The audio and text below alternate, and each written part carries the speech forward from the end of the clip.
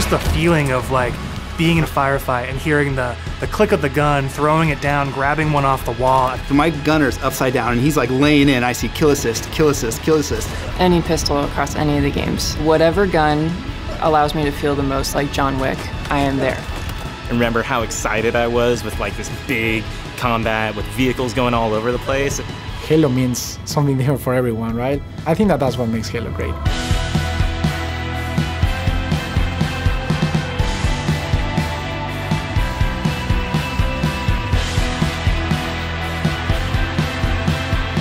What is Halo multiplayer? And for me, it boils down to this tight arena-style combat and big team battle, this wide open, vehicle-infused kind of combat. We're taking that awesome legacy or classic Halo combat experience and modernizing it in ways that'll feel fresh to old players and really exciting to new players. We're gonna give you great ways to customize your Spartan, really make your super soldier your own, and we're kicking off a journey, an experience that's gonna evolve month to month, season to season, year after year.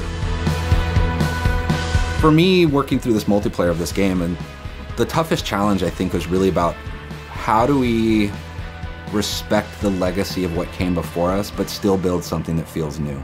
We've tried to bring all these elements of legacy and really inject them into Halo Infinite, not just like in a way where you kind of won't notice it, where you feel like, oh, they really designed this to be a celebration of previous Halo, as well as an iteration of where Halo can go next.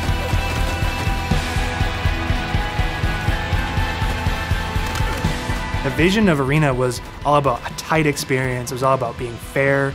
It was all about earning everything on the map, earning everything, every kill you get. Going back to like what is the core foundation of what made the great Halo multiplayer arena matches great. Halo, it's really about fair and balanced starts, so everybody's on equal footing when they come off the rip.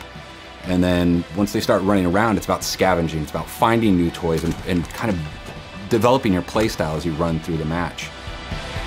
What makes Halo feel like Halo? I feel like the answer to that question is the sandbox. Like, the sandbox is Halo.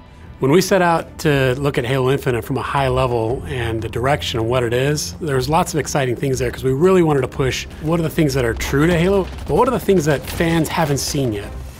Equipment is back, but equipment is kind of has a bigger voice than ever before. We ask questions to ourselves of if you could go after a power weapon to get a bunch of kills, would you do that, or could you go and get grapple to make sure that you swing yourself to the other side of a map to back cap a stronghold? We saw it as like another avenue of not just skill expression, but tactics for teams to coordinate around. The exciting combinatory nature of this toy plus this toy and how those interact with objectives is super amazing. Looking at how the power-ups play, like your classic power-ups like the overshield and the active camouflage. For this title, what we're looking at, what we're excited for, is you pick that up and you choose when you activate it. It goes into your inventory. If you haven't used it and someone kills you in multiplayer, you drop that overshield and then they could take it, use it for themselves. That to me is very legacy, but we took the equipment side of it and modernized it. When it comes to the vehicles, we went in and decided to invest a lot in the systems. When I take damage in my Warthog, my wheels can get blown off, my hood can get blown off. There's different aspects of the vehicle that change how my vehicle handles now. And that's something that's brand new. The other thing we added to that is like this doomsday mechanic. So when you hit this threshold, the vehicle catches fire, and it's very much, you've got a certain amount of health or a certain amount of time, and you gotta choose what you wanna do with the last minutes of this vehicle. We've got a cousin to the Warthog, which is the Razorback. The back has this like multi-storage compartment that you can put a lot of stuff into. So if you want to put like detached turrets, power weapons, fusion coils, objectives, and that is what's really making the Razorback kick a lot of butt in MP and campaign. The levels define pace for the game, how frantic it is, and they define that iconic fantasy for players as they're entering that match. What do they want to do? What type of experience are they hoping to have? What kind of combat, what kind of dance floor is there available to have that combat in? For me, BTV is all about experiencing the full extent of the sandbox of Halo in just one match, right? Like you see the vehicles, the weapons, the equipment, We really wanted to take that kind of concept, those feels you had, you know, playing the previous games, and just turn the volume up. Vehicles are no longer just spawning at bases anymore. We have pelicans delivering them, and we have a commander in your ear telling you that pelicans are going to be dropping off these vehicles. Scorpion tank is inbound. We have Halo 2 style Delta Halo mission weapon pods that fall from the sky to resupply the field. That's where it makes it feel like a real battlefield, and it's very exciting. This is not just more players, this is just this certain beautiful slice of sci-fi chaos.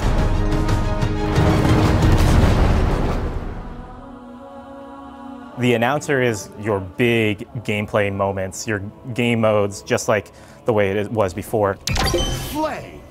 Personal AI is really a reflection and information for the player. Personal AI, designation button. So if a player grabs the flag, your personal AI is going to tell you to, get that thing back to base and give you some like moment-to-moment updates. Our team took the enemy flag. What if we can let players choose their own AI, and each one of those are different voices, so that players can find the one that fits their personality and their mood the best? They add to the sense of like me as a Spartan being more important, and for us in multiplayer it is really about becoming a Spartan. You're Spartan. You are you inside of the Halo universe. The body of customization content that we have on day one ensures that there will be millions of customization combinations for Spartans on the battlefield. That includes things like armor coatings, armor emblems, various armor effects, down to the individual armor pieces. So your shoulders, your gloves, your knee pads, your helmet, your visor, your helmet attachments. Then you look at weapons, and we've got a whole slew of customization offerings there. Vehicles have a huge pool of customizations too. We support customization in the game. Players can do the same thing on HaloWaypoint.com, as well as the Halo Waypoint app. The player also customizes the Spartan, the soldier inside the suit. We want the Spartan to represent the player as much as possible. They can change their body type and their voice, as well as choose prosthetics for the first time. Coatings offer us a unique opportunity to craft some hyper-polished looks and let you express yourselves in ways you've never been able to before. We're coming at this from a player-first mentality. So what that means is that there's no random loot in this. There's no loot boxes. It's very important to us that everyone understands exactly how they unlock customization content. And we have a variety of places where they can do that. First off is the Battle Pass. The Halo Battle Pass will never be taken away from you. And what I mean by that is once you buy it, it's yours and does not expire. In future seasons, you can purchase old Battle Passes as well as the current Battle Pass and choose which Battle Pass to put your progression towards.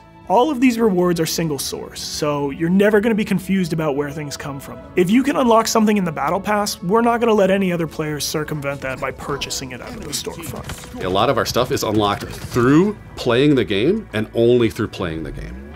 All customization is just cosmetic. Every season will have its own theme and introduce new components, new looks, new gameplay for players, new opportunities to earn and collect cool rewards. We've seen the Samurai already. That's one of our event armor cores, and that's going to be something that players can earn through gameplay for free. With us going free to play for the multiplayer part of the game, like that was a big goal because, how do we have a way we can always bring players in, right? And they can, when we have a new update, they'll just dip their toes in if they even just want to see it. Not only are we free to play, but we're free to play on PC as well as console. And what that means is we're able to get the biggest audience we've ever had. Everybody gets to play with no barriers. And even better, your progression carries from one platform to the next. Getting our game to be on PC and console at the same time is an amazing chance for us to really just kind of excite new players about the game. How can we do things like make cross-play interesting, and like even in just customs, being able to just play with your friends. That like some people have PCs and some people have consoles, and like let them talk to each other, let them be friends. Why are you here? To be a Spartan. The Academy is a place that you can go within MP to kind of onboard into the experience. It's great for newer players who are still picking up the controls, and also people who want to warm up before they head into matchmaking. It's a series of experiences, both a tutorial to get started for the first time, weapon drills to practice with specific items, and also training mode that you can use to just get warm, explore the game as you want to. For players who are new to Halo, let's help them learn what this universe is about some of these characters, what are they about? And help them kind of know the vocabulary that people have been speaking for now almost 20 years, so that when they come in there, they don't feel like they're behind everyone else. They can kind of come in on an even footing. I mean, I'm super jazzed about bots. I think they're awesome. Our goal with bots has been to have a variety of difficulties that kind of provide a good training partner for wherever you're at in the experience.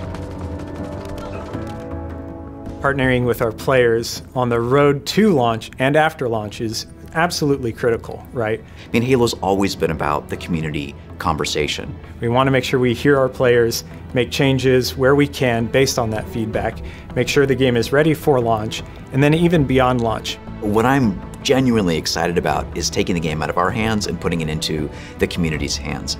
You know, whether it's seeing what people make in Forge or the content that they're able to create with theater, watching streamers go after the game. To get involved, you go to haloinsider.com, put in your info with your gamer tag, and we should be able to reach out to you if we want to invite you to a Halo Infinite flight.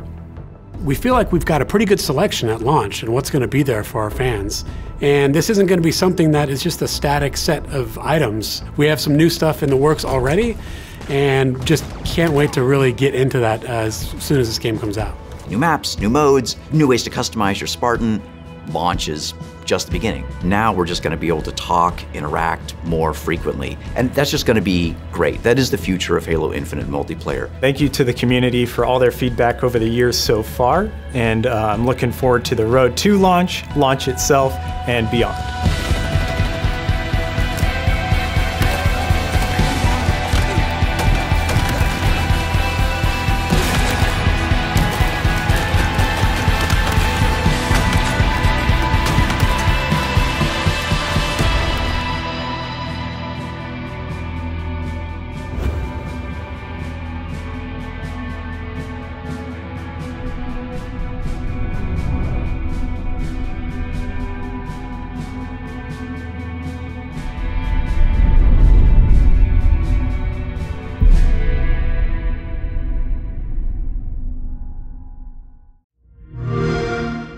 Play it day one with Xbox Game Pass.